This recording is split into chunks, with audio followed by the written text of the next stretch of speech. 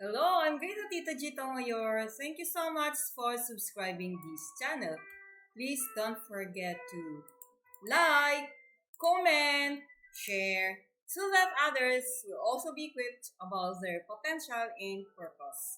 If you are new, click the subscribe and notification bell so that you will be notified whenever I will upload a new video.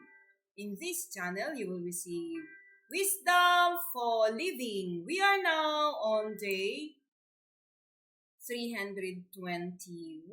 Giving exposes potential. So, our text is found in Acts chapter 20, verse 35. In everything I did, I showed you that by this kind of hard work, we must help the weak. Remembering the words the Lord Jesus himself said, it is more blessed to give than to receive.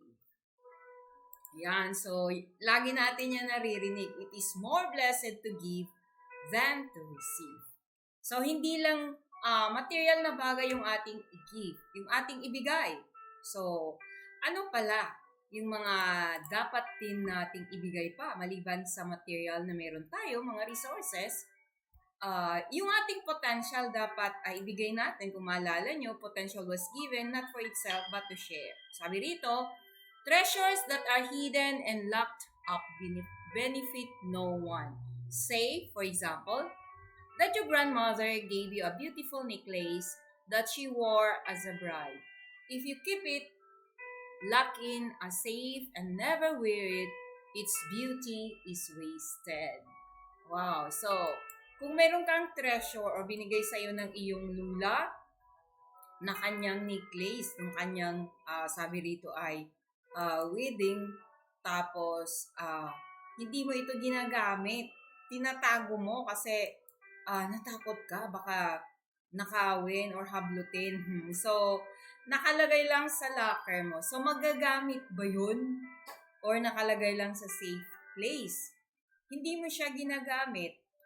It means magiging sayang yung ganda, yung beauty. So, hindi mo nagamit ayon sa layunin. Ibig sabihin, it is wasted. Nasayang lang, masasayang lang. So, ano man, di ba? Sa mga Pilipino, ganun sige, di lang Filipino, but even other races, ganun. Yung mga magaganda, tinatago, di ginagamit, kailan mo gagamitin, di ba? So, you're given to use it. So, you're given potential to share it. Ito pa sabi dito. Or perhaps, you have wedding gifts, a beautiful china, sterling, silver, and crystal that you have never used to serve meal. And you're wasting the potential of those dishes. They cannot do what they are supposed to do sitting on a shelf. People bought them for you to use. Treasure is useless unless you expose it. Potential can never be attained if it has no opportunity to give. So, napakagandang illustration.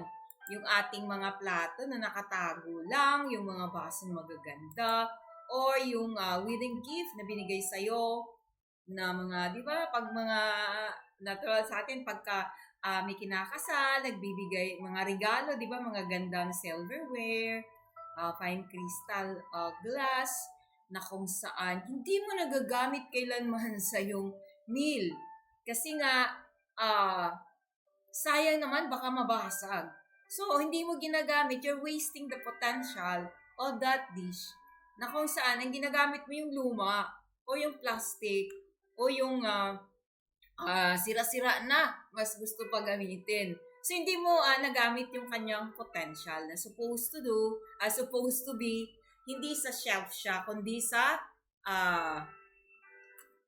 hapagkainan na yun. Hapagkainan na dapat ginagamit doon.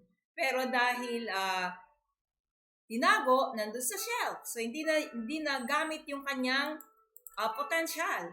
So, ganun din yung ating potential. Dapat gamitin kung anong meron ka, anong potential meron ka, ilabas mo. Yan, dapat ilabas mo ayon sa layunin ng tagapaglikha within his context also. So, sabi ni John Kennedy, sabi rito, This was the power of John Kennedy's words spoken at his inauguration to be the President of the United States.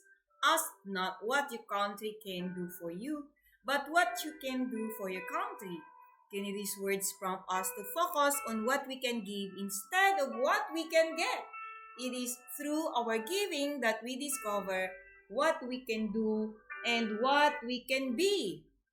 Wow! So, napakagandang speech ito ni John F. Kennedy, the former president, one of the presidents of the United States. Nasabi niya na ang isipin mo, anong mapapala ko, ang tanungin mo daw ay anong magagawa mo para sa iyong bansa.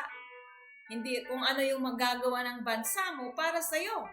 So, napakaganda. Ito ay very powerful message na kung saan nag-uudyok sa bawat isa sa atin na mag-focus kung ano yung ating maibigay, hindi kung ano yung ating makuha. Ayan.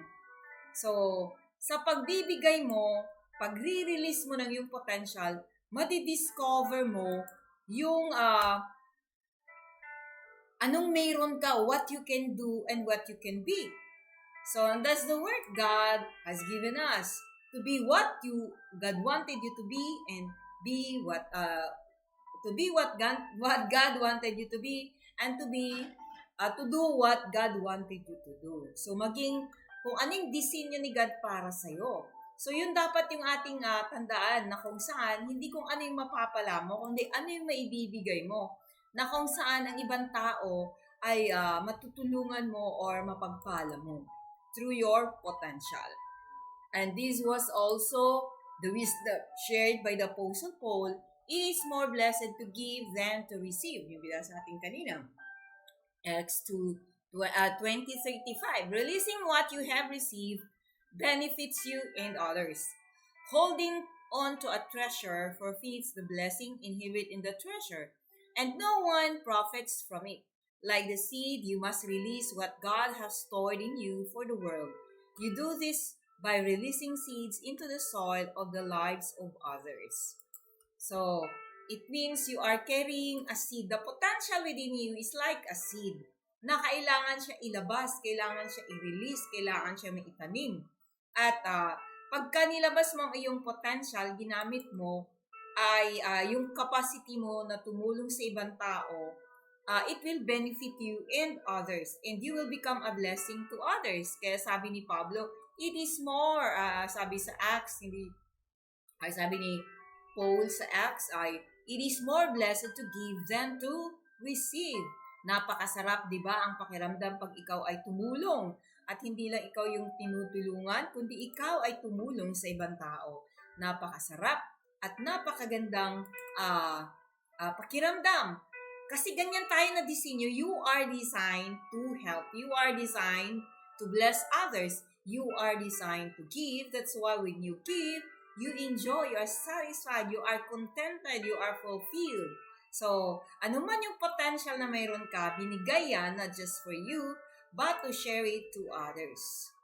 Okay, so, ang tanong ko sa inyo ngayon ay, anong gagawin mo? What shall you do? What must you do with the potential that you have? Anong gagawin mo sa potential na mayroon ka? So, if you have any idea, please leave a comment below. Thanks for watching. God bless.